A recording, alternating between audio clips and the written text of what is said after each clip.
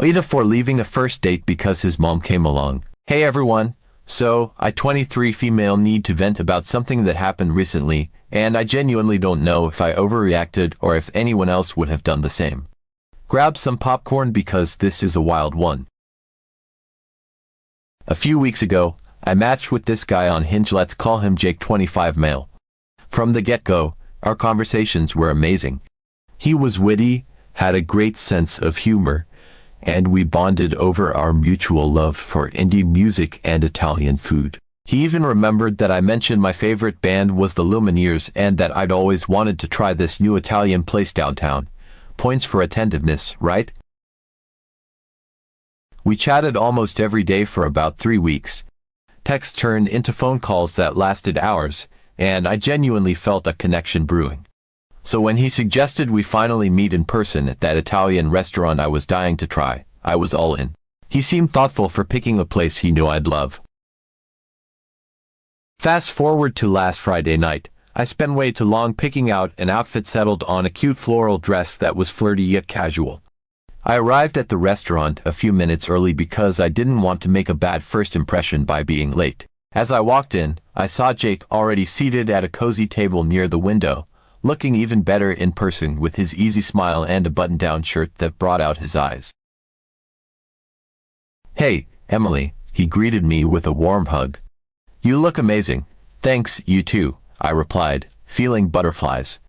We sat down, and the ambience was perfect, soft jazz playing in the background, dim lighting, the works. We started chatting about our days, and I was thinking, wow, this might actually go somewhere. About 5 minutes into our conversation, Jake kept glancing over my shoulder toward the entrance. I thought maybe he saw a friend or something. Suddenly, he stood up and waved enthusiastically. "Mom, over here," he called out. I whipped my head around, thinking, did he just say mom? Sure enough, an elegant woman in her mid-50s was walking toward us, smiling brightly. She was dressed impeccably, carrying a designer handbag, and exuded the kind of confidence that fills a room.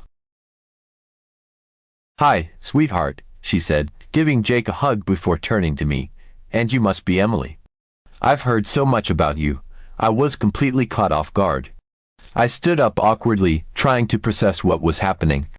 Hi, nice to meet you," I managed to say. "Mom, this is Emily," Jake said, beaming.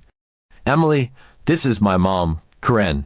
Karen extended her hand, and I shook it, still in a daze. "I hope you don't mind me joining you too," she said smoothly. "Jake talks about you nonstop." I glanced at Jake, expecting some sort of explanation or maybe a punchline to this joke. But he just smiled and pulled out a chair for his mom. "Wait, what's going on?" I asked, trying to keep my voice steady. "Oh, Mom was just in the area and thought she'd stop by," Jake said nonchalantly. "It's no big deal. No big deal." Was he serious? I didn't realize we were having company," I stammered. "Oh, don't worry about me," Karen said, waving her hand dismissively. "Pretend I'm not even here." Easier said than done. She sat down, and before I could protest, a waiter appeared with an extra menu. Jake didn't seem the least bit perturbed. In fact, he looked pleased. "Isn't this nice?" he said, looking between me and his mom.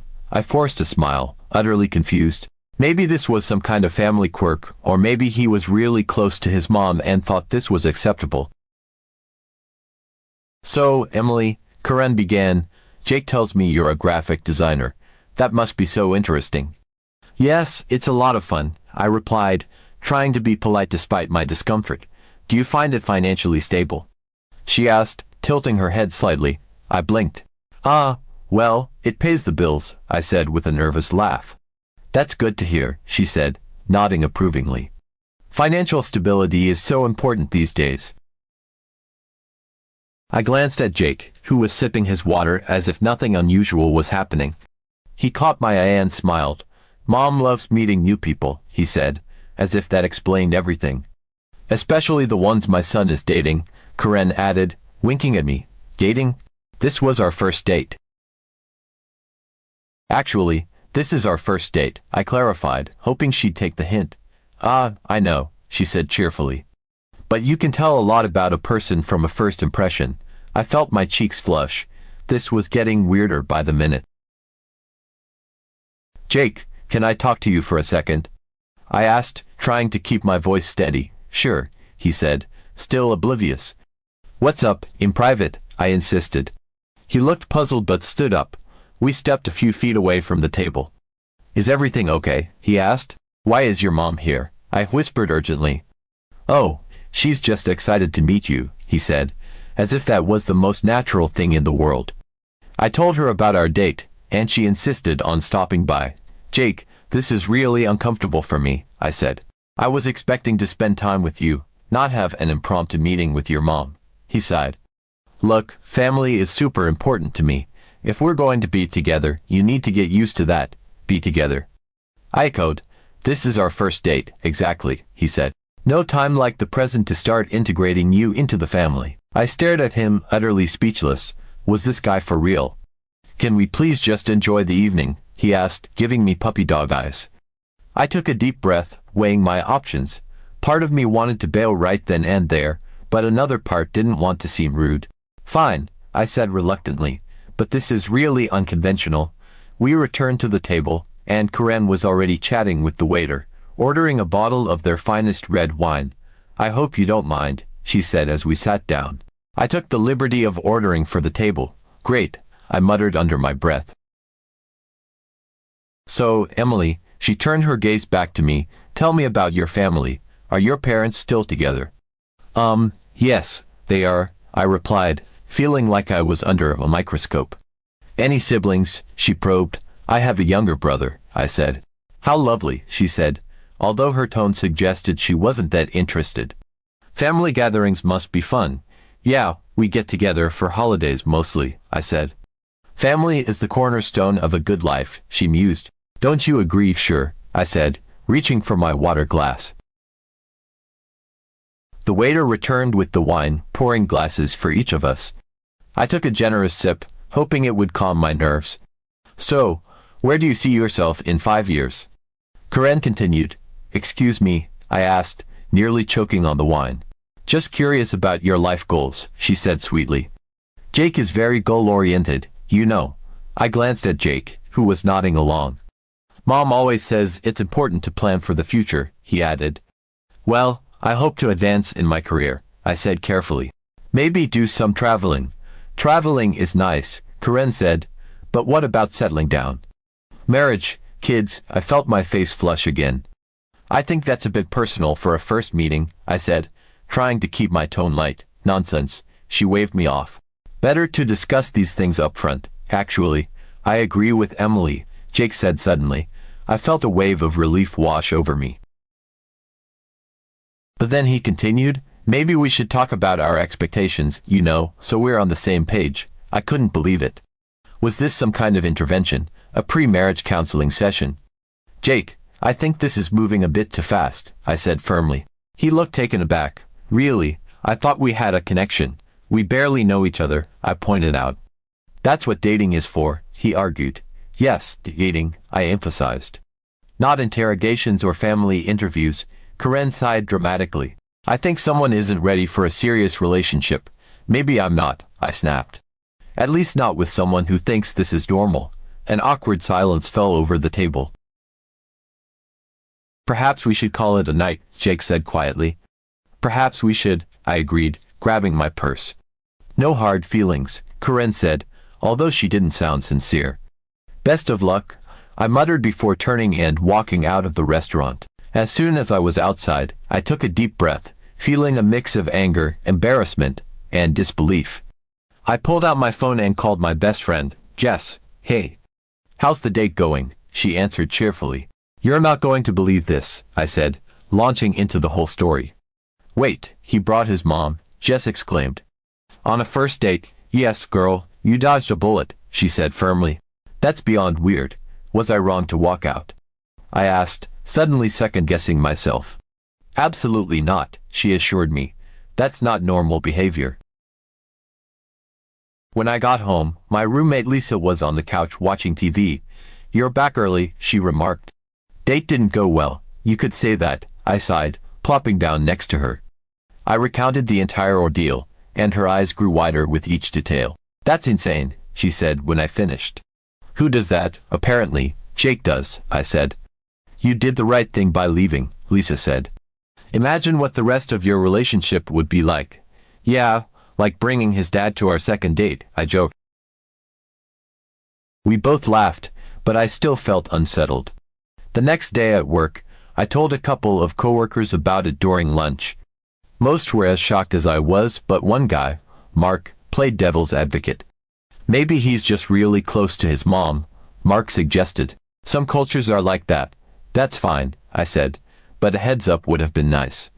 Or, you know, not bringing her to a first date." "Fair point," he conceded. Now I'm left wondering if I overreacted. Was I too harsh? Should I have been more understanding? Or did I dodge a major red flag? So, Reddit, am I the jerk for walking out on a date because he brought his mom along without warning? Update 1. When I left the restaurant that night, I genuinely thought that would be the end of Jake. I blocked his number, deleted our chat history, and spent the rest of the weekend laughing about it with my friends. Honestly, it felt cathartic to tell the story. Each retelling made it sound even more absurd. I was certain I had dodged a bullet and could move on with my life. But life has a funny way of surprising you. On Monday morning, as I sat at my desk scrolling through mails, I saw a notification pop up on Instagram. It was a direct message from Jake. "Hey, Emily, I just wanted to check in and see if you're okay. I feel like the date didn't go the way either of us expected, and I'd really like to talk about it if you're open to that." My first reaction was to roll my eyes. Seriously, after that disaster. But as I stared at the message, a small part of me was curious. He seemed genuine, at least in his text. Against my better judgment, I decided to reply. "Hi Jake, thanks for reaching out. Honestly, I think we both know why it didn't go well. I wasn't expecting to have your mom there, and it completely threw me off. I went on a date with you, not with her." I hit send and immediately regretted it. Maybe I was too blunt. Maybe I should have just ignored him and moved on. But a minute later, his reply came through. "I get that, and I'm really sorry, but I'm struggling to understand why it upset you so much. My mom is a big part of my life, and I thought it would be nice for her to meet you since I've been talking about you so much. I didn't think it would be a big deal.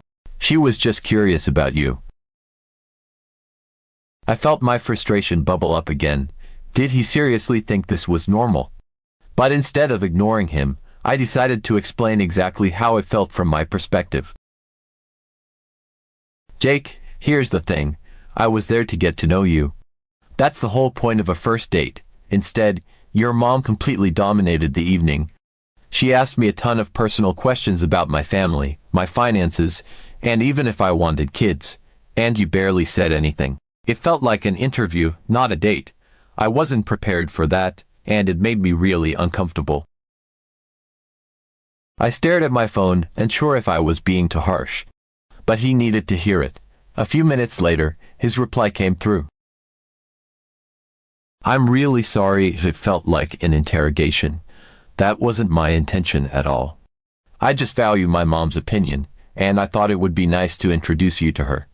But I see now that I put you in an awkward position. I should have asked you first."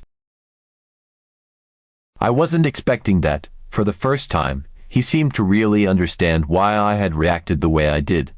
Before I could even decide how to respond, another message came through.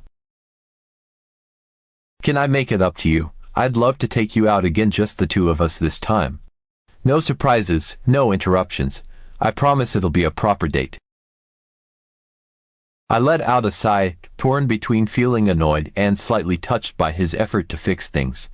Part of me wanted to flat out reject him. After all, the first date had been such a disaster.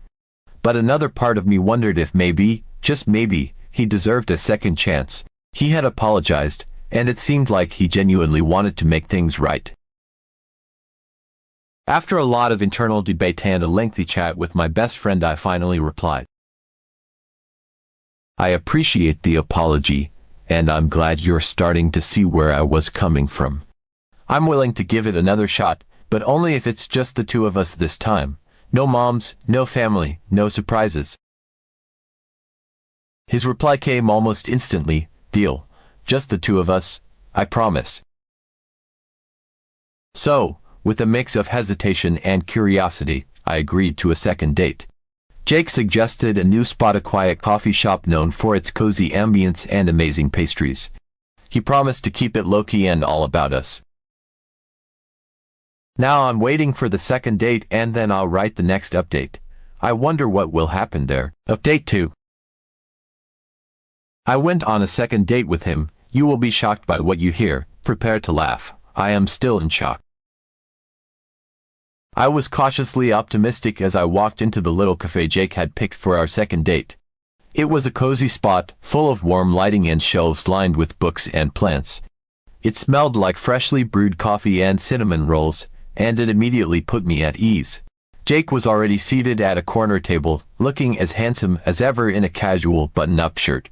He stood up when he saw me, giving me that same warm smile that had initially drawn me to him.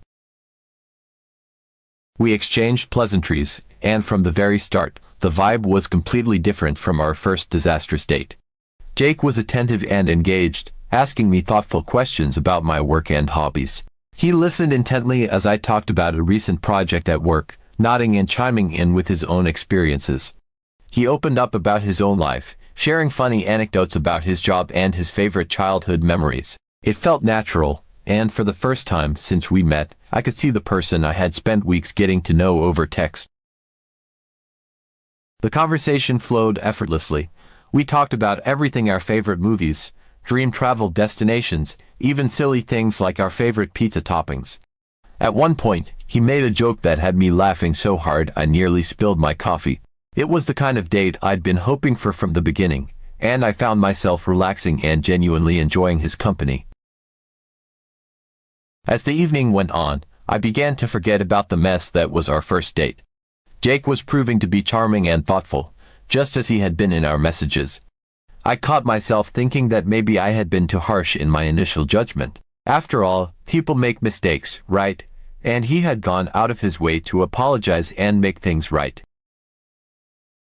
As the cafe started to quiet down and the night grew darker, Jake leaned in slightly and suggested we continue the evening at his place. He said we could watch a movie or just hang out and get to know each other better. The way he said it made his intentions clear. I hesitated for a moment, weighing the situation. A part of me was still guarded after the fiasco of our first date, but another part of me felt drawn to him. He had been great all evening, and I felt safe around him. Plus, I had come prepared. I had condoms in my bag just in case things went in that direction. After a brief internal debate, I decided to go for it. We left the cafe, and Jake drove us to his house, or what I assumed was his house. It was a charming little suburban home with a neat front yard and warm porch lights. I didn't think much of it as we walked inside. The interior was cozy and well-kept, and Jake guided me to the living room, where he set up a movie. The vibe was perfect: low lights, a soft throw blanket, and popcorn he whipped up in the kitchen. It felt like a natural progression of the night, and I was genuinely excited to see where things might lead. We sat close together on the couch as the movie played. Before long, Jake leaned in and kissed me. It started slow and sweet, but it quickly deepened, and I found myself leaning into him. I kissed him back, letting myself get lost in the moment. Soon, the movie was just background noise. Jake's hands rested on my waist, pulling me closer, and I let him. Before I knew it, my jacket was off and tossed onto the arm of the couch. And then, the light flipped on. It was so sudden, so jarring, that for a moment I thought there had been a power surge or that Jake had accidentally hit a switch. But as my eyes adjusted to the brightness, I realized it wasn't a malfunction. It was her, Jake's mom. Standing there in the doorway of what I had assumed was Jake's private space, her hands clasped together in an almost celebratory pose, her expression one of uncontainable enthusiasm. She looked thrilled, as if she had been holding back for hours and had finally decided this was her moment to step into the spotlight. I froze, completely disoriented. My mind went blank, struggling to reconcile what I was seeing with the situation I thought I was in. My jacket lay draped over the armrest. Jake's arm was still loosely around my waist, and the sudden reality of another person standing there as Mom, of all people, hit me like a bucket of ice water. My heart started pounding as I sat up straighter, suddenly hyper-aware of how close I was to Jake, how intimate the moment had been just seconds ago. "I'm so sorry to interrupt," she began, her voice brimming with excitement and not a shred of actual apology. "I just couldn't wait any longer. I'm really interested in getting to know you better, Emily." Her words were bubbly, almost giddy, as if this was the most natural thing in the world. She took a few steps into the room, her smile never wavering, and I realized with mounting dread that she wasn't just there to say a quick hello and leave. She intended to stay. My jaw dropped, but no sound came out. It felt like all the air had been sucked out of the room, leaving only her presence and the unbearable awkwardness that followed. For a second, I genuinely thought I was hallucinating. Maybe the long day, the coffee, the movie, and the wine had somehow combined into some surreal, stress-induced nightmare. That had to be it, right? Because surely, Jake's mother would not actually be standing in the doorway of his living room, no, his bedroom, inserting herself into our evening at such an intensely inappropriate moment. My brain was spinning, grasping for an explanation that made sense. None did. I turned to Jake, desperate for some sort of reaction, some indication that he was as horrified as I was. But what I saw made my stomach drop. He wasn't shocked. He wasn't frozen in confusion or scrambling to usher her out of the room. No, Jake was sitting there, looking sheepish and uncomfortable, sure, but not even remotely surprised. It was as if he had been expecting this, or worse, as if this was something that happened regularly. I swallowed hard, my voice barely steady as I managed to say, "Jake, did you know your mom was here?" He hesitated, his gaze flicking between me and her, clearly caught in a moment he couldn't easily talk his way out of. Finally, he nodded, lifting a hand to scratch the back of his neck in a gesture that made him look like an embarrassed little boy caught in the act. "Yeah," he admitted, his tone hesitant, like he wasn't sure how I was going to react. My stomach churned. It felt like the floor had shifted beneath me, like the entire evening, the cozy cafe, the easy conversation, the gentle kisses on the couch had been a setup, and I was the last to know. "What do you mean, you knew?" I asked, my voice rising slightly as panic crept in. "Why is she here?" Before Jake could even attempt an answer, his mom stepped forward, her energy practically buzzing, as she took over the conversation with the ease of someone who had clearly been waiting for her moment to shine. "Oh, I've been here all evening," she declared, beaming at me as though she had just announced the winner of a raffle. "I was at the cafe too, just at a different table. I wanted to see how things were going." Her words hung in the air, and my mind reeled. She had been there the whole time. My face burned as I replayed the evening in my head. The laughter, the light touches on Jake's arm, the vulnerable moments when I had shared details about my life and dreams, it had all been under her watchful gaze. I felt exposed, like my privacy had been completely invaded without my consent. I couldn't stop the flood of embarrassment and anger that welled up inside me. I stared at her, then at Jake, and back to her, utterly speechless. The room felt stifling now, the cozy ambience from before completely shattered. How could she do something like this? How could Jake allow it? I turned to him, my voice trembling with frustration and disbelief, needing to hear him explain this insanity. Desperate for any answer that could make sense of the situation. "You told me we were going to your place," I said, my voice trembling with anger. "This is my place," he replied, looking defensive. "I live with my mom." That revelation hit me like a ton of bricks. He lived with his mom, and instead of being upfront about it, he had brought me here under the pretense that we'd have the place to ourselves. Worse, his mom had been spying on us all night and had apparently been waiting for her moment to make an entrance. I stood up, grabbing my jacket and bag, feeling equal parts humiliated and furious. "You promised me we'd spend the evening alone," I said, my voice rising. "And we did," Jake insisted. "We were alone at the cafe. She was watching us." I snapped, gesturing to his mom, who was still standing there like this was all perfectly normal. "This is not okay. Jake looked frustrated but didn't seem to grasp the severity of the situation. "I kept my promise," he said, as if that made everything fine. "She wasn't with us, she was just nearby." I couldn't believe what I was hearing. It was like he genuinely didn't understand how inappropriate this was. His mom, meanwhile, looked completely unbothered, as if her presence was a gift I should be grateful for. I didn't waste another second. I grabbed my things and headed for the door. Jake called after me, trying to explain, but I didn't stop. I couldn't. The whole situation felt surreal.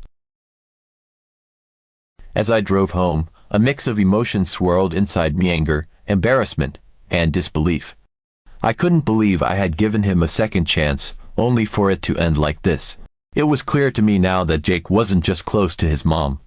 He was entangled in a way that made it impossible for him to have a normal, healthy relationship, and I wanted no part of it. When I got home, I immediately blocked his number and deleted his messages.